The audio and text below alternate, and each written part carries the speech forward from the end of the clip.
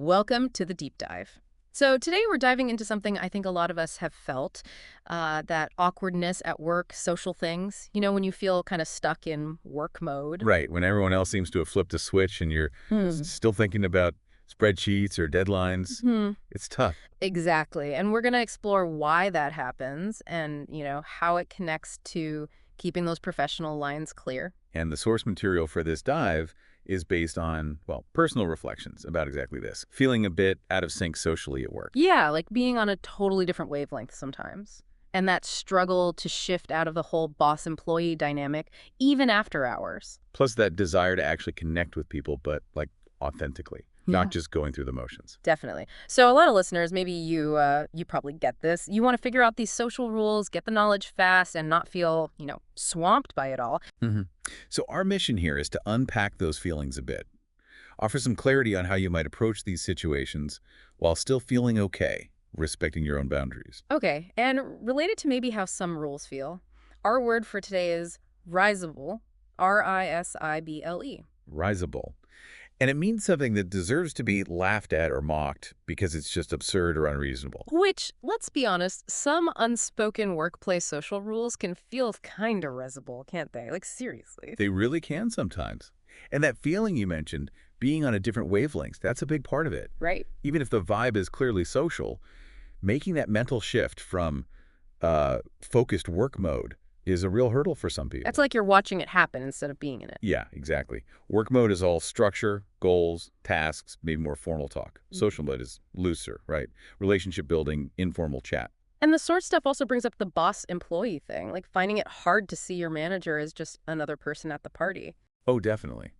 There's that hesitation, maybe a reluctance to blur those lines, even a worry about how it might look to others. Is that about favoritism? Like not wanting to seem like you're trying to get special treatment? That's a huge part of it, Okay. yeah. Wanting to avoid even a hint of favoritism is a really strong driver for maintaining those professional boundaries. It's about fairness. Makes sense. And sometimes those unspoken rules, even the risible ones, pop up precisely because people are trying to navigate that boundary carefully. So there's this internal tug of war, isn't there? You want to connect, be human, but you also resist forcing it.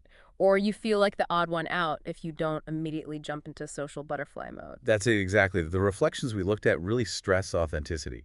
There's this clear preference for genuine social interaction done at your own pace. So it's valued more than just like performing socially. Seems so. True connection over just showing up and making small talk because you feel you have to. Okay, so let's boil this down. If you feel this way, finding it hard to switch off work mode socially, it's not weird. Not at all. Super common, actually. Especially if you value those clear professional divides. Right. And wanting to keep things fair, avoid that favoritism perception, that's totally valid. Completely valid. And it's okay not to feel pressured into joining in every single social chat or event. And the whole authenticity thing seems crucial. Trying too hard, forcing yourself to fit in, that can actually feel worse, more isolating sometimes. Precisely. The best advice seems to be, let it happen naturally. Socialize when and how it feels right for you. Find your own rhythm. Don't feel like you have to match everyone else's energy level. Okay, so summing up, feeling stuck in work mode, normal.